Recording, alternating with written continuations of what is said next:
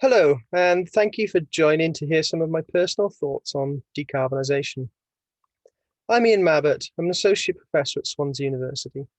I'm a chemist and a materials engineer, so I started out working on technologies to speed up processes in the steel industry. But that evolved to functional coatings for energy generation and storage, with an interesting sideline into water, sanitation, and hygiene. That brought me into international development. And now, with our Sunrise project, I'm interested in how we can use buildings that generate power to transform communities in the global south, and particularly in India. So we're asking big questions like, can we slow urban migration and the stresses that causes by enabling economic activity in rural villages? What does energy access mean for equality? And does it enable improvements in health and well-being? So pretty big questions. But I was also asked by Welsh Government to give some thoughts on another big question, which I guess is why you're here. Sorry if you just clicked the wrong link. The question is, how do we decarbonise industry? Well, I'm really sorry to disappoint, but I don't have that insight just yet. But maybe I can spend a bit of time helping to unpick the question. So what do we actually mean by industry? It's really hard to find a government endorsed definition in either UK or Welsh government. The word conjures up images of fire and brimstone from a coal and steam-powered industrial revolution. Industry Wales's imagery is more about technology and advanced manufacturing. It's very Industry 4.0, and I really like it. But industry can be used in a much wider way than that. The term industry means so many things. So for a bit of fun, you can search on Companies House for a list of standard industrial classification codes. Section B is full of lots of examples of mining and quarrying. Section C is kind of the same, but lots of subcodes of manufacturing. But by the time you get to Section M, that's where you start to see professional, scientific, and technical activities. This is where you find solicitors and tax consultants. Section R has made the news a lot in the pandemic: arts, entertainment, and recreation. And Section S is the other service activities. And in there, you'll find things like activities of trade unions, activities of religious organizations. Basically, a far cry away from most people's definition of industry. I had a look at the Collins Dictionary's definition of industry. I'm a little bit too tight to pay for a subscription to the Oxford English Dictionary, but this one does just fine. And the first definition is industry is the work and processes involved in collecting raw materials and making them into products in factories. Well, the truth is that everything needs to decarbonize, all industries. But naturally, in the context of climate change, we tend to focus, for good reason, on that image. So we can perhaps zero in on the difficult to decarbonize industries, and I will shortly. But first, to keep unpicking this stuff, let's ask ourselves some questions about the purpose of those industries. If you're a shareholder, you might see the purpose as making a profitable return. If you're in the C-suite, you'd probably be aligned to whatever keeps the shareholders happy, if we're honest about it. If you're a government, you may wish to attract industry for employment and the tax revenue that it brings. But none of those things are the reason that industry should exist. Ultimately, there must be a social or societal value to what they produce. We are creating the demand. As we become more aware of our impact, we need to start connecting things together. So in the UK government, we have the Department for Business, Energy and Industrial Strategy, or BEIS, and they have the Industrial Cluster Mission. And the sectors within that are in broad agreement with the Accelerating the Low Carbon Transition report from the Energy Transitions Commission. This was published around a year ago. So in there, things like steel, cement, chemicals, glass, plastics, these are all target areas. There's also some great work being done in South Wales by the South Wales Industrial Cluster, along with a project called Flexis with energy specialism. And between them, They're mapping all of this stuff, and it's really important. And the reason it's important here is that of all of the industrial clusters across the UK, we are the second highest greenhouse gas emitters and home to the single largest emitter, the steelworks in Port Talbot. That means that as well as being huge for Wales, it's certainly significant in UK terms. The UK has an industrial strategy and a clean growth strategy, and the latter tends to split decarbonisation into four main catch-alls of buildings, transport, industry, and power. Nature-based solutions also always get a mention. Now, I mentioned the Energy Transitions Commission. Their latest report, published in September, is called Making Mission Possible, Delivering a Net Zero Economy. You don't have to scroll far into the executive summary to find an infographic that reflects those areas, but worded in a way to offer guidance to achieving them. Ultimately, it's saying we need high quality, energy efficient buildings, flexible, zero carbon mobility, so transport, zero emission circular goods, so industry, abundant clean energy, so power, and finally, sustainable natural ecosystems, which sounds to me like nature-based solutions. So, sounds like we know what needs doing. Why are we even talking about all of this? Well, behind me, you'll see a list of 4 major projects at Swansea University, led by Swansea University. And they all have the same principal investigator, Professor Dave Worsley. Last year, he was the St. David's Day Award winner for Innovation, Science and Technology. At first glance, it's an unusual portfolio. Steels and Metals Institute are there supporting the industry. Sustain are working on decarbonising processes within the steel industry. But then Specific enables scale up of solar technologies and integration into buildings. And then Sunrise is doing the same, but in the global south. In fact, in the image behind me, if I get out of the way a little bit, you can actually see a car, an electric car there being charged from Specific solar powered buildings.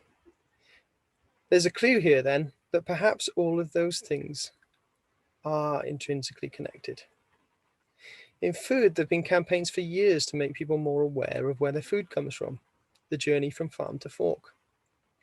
Yet somehow, it still seems okay to sort of drive around in an electric vehicle, get kudos points for saving the planet, but then tutting away as you drive past a steelworks or a glassworks or some plastic industry and looking at their emissions. So how does our view of the steel industry change when we realise the part it plays in delivering flexible zero carbon mobility? What if the car was charged by a high quality energy efficient building made of steel that provides abundant clean power? All of a sudden, the portfolio makes sense. And we can also see the value in taking a systems approach to decarbonisation, clean growth, and in fact, clean regrowth post-COVID. In industry, the focus will be on circularity, a cradle-to-cradle approach to life cycle analysis beyond our best attempts at cradle-to-grave. But decarbonisation will also require a reduction in wastes and new sources of raw materials and low-carbon energy. A key to achieving this is industrial symbiosis. And by mapping our industries, we can start to see where a waste to one industry can be a raw material for another. An example might be something like the vast amount of carbon monoxide produced in a steelworks and the demand for carbon monoxide in a carbonyl nickel process. So exploring how to join those dots. We have both in South Wales. Indeed, not everyone realises that steelworks produces more than just iron and steel. Lots of byproducts and gases and things are already sold on, and slags are used in tarmac. There's lots and lots of examples. But again, we're stuck in this sector view. Industry can supply industry. I believe that the big leaps will come when we start looking further afield, when we start using domestic waste as a raw material in a process, and in return, waste process heat can be delivered back for space heating our buildings. It's one of our largest energy uses and it's highly carbon intensive. There are projects just starting now where colleagues of mine are beginning to demonstrate the idea of storage and physical transport of waste heat. We really need to get smart. I'm just going to change my background for a minute into a graph produced by a friend and colleague of mine, Grant Wilson from the University of Birmingham. And what he does is every day he maps our energy uses. And what you can see now in the background behind me is that the red line, which fluctuates by 100 or 2 gigawatt hours per day, is our total electricity demand across the UK. The terrifying thing for me is that the blue line is our gas use, and this is massive, and the variation is seasonal. And you can see it shifts terawatt hours between summer and winter. If we have a cold winter, it gets even bigger. And then the grey line is our liquid transport fuels. So we're looking to decarbonize things like heating and transport, and potentially even things like the steel industry through use of electric arc. But you can see here, well, look, I mean, the only time that transport fuels have ever fallen into a space below the electricity demand is in the middle of a pandemic. So this tells us that as we stand, those things do not work. We cannot decarbonize everything by electrifying it and expect it to work with our current electrical grid system. So there is a challenge, and one that we really must address, and one that we must be honest about. And there are other reasons why we have to be honest about this, because the argument will always be that we can upgrade the electrical grid and renewables exist, so we can just use more renewables. But the scale of the problems means that fossil fuels will be more used in the medium term if we take this approach. This is a horrific outcome because power generation is already responsible for 25% of global greenhouse gas emissions. That's compared to 7% for cars and 4% for steel. So there's some serious context to consider there, which often gets overlooked. So what do we do now? Well, the first thing we need to do is not offshore the problem. We are consumers. We are the reason that steel and glass and cement and plastics and chemicals and all of these other things exist. Carbon pricing should be on the product. That would help us truly think about things and where they come from. Then we can demand that suppliers respond, and we can have local innovation ecosystems to develop and deploy low carbon processes. Then we need to take a systems approach to understanding where we can create virtuous circles of carbon reduction and act on them. Since the pandemic hit, I've been working with a global gathering of volunteers using collective intelligence, AI, and a systems approach to help create healthy, prosperous recovery for people and planet. Something that's become known as the pivot projects. The aim is to provide evidence-based suggestions and recommendations for individuals, local communities, and policymakers across the globe to find their best regenerative, resilient path. So, to use the pandemic to pivot towards better outcomes. These tools are beginning to show the value in connecting up the parts of our life that we don't automatically see as synergistic. I'm increasingly convinced that only such a shift in thinking will deliver net zero. To link back to my earlier point on what industry is, those lawyers, those tax consultants, the arts, entertainment, and recreation, they all need to get to net zero. They also need infrastructure, even digital infrastructure. All of these Zooms have a physical infrastructure and a carbon cost and an energy associated in their operation. But just looking at the physical site for those service industries, construction industry supplies it, the steel and glass and concrete industry supply them. For a lawyer to be net zero, their office must be. For our entertainment venues, they have to be net zero too. Choices of location in 10 years' time must be based on these factors. So we need a long-term view now. Anything being built now must beware value engineering out net zero, because they may find themselves vacant in a decade. There are technical challenges. There are also inevitably political ones. Economical challenges were always to be expected, but during recovery from a pandemic, that certainly exasperates them. But there are social challenges too, and these need to be talked about more. People seem divided on many aspects of life at the moment, and climate change is no different. We talk of difficult to decarbonise industries, but we also need an outlook that speaks to difficult to decarbonise people. Shouting and ranting won't change minds. As fun as it is, I really enjoy it. But even protests can entrench people further in their counter-arguments. In my echo chamber, Greta's a hero. But when I talk to people outside that bubble, I realise it's not a universally held view. Communities have been here before. When the pits closed, it wasn't bad for the environment in any way, shape or form, but it devastated communities, and the effects are still being felt because people were left behind. People feel like the next wave of this is coming, and its name is decarbonisation. Our imagery of climate change is dystopian. We need to shift to a narrative of hope, to have a plan which sees an end to fuel poverty and provision of good jobs. Not an end to provision of good jobs, but provision of good jobs. That's a key point. No one objects to clean air and green space, whatever their view of climate change, but they absolutely fear poverty and neglect. I want to share some positives though. Wales is a great place to be. We're a progressive nation. We have the Wellbeing of Future Generations Act legislating for us to be responsible. We have a new Welsh curriculum, which if we all contribute positively to, can help to shape the next generation so that they're equipped and prepared to face future sustainability challenges.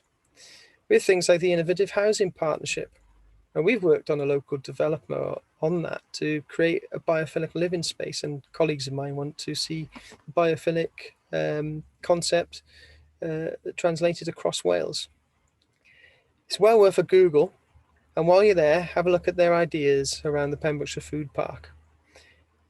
This is an idea to transform the carbon footprint and, of course, the water and energy footprints within the water energy food nexus of what we eat.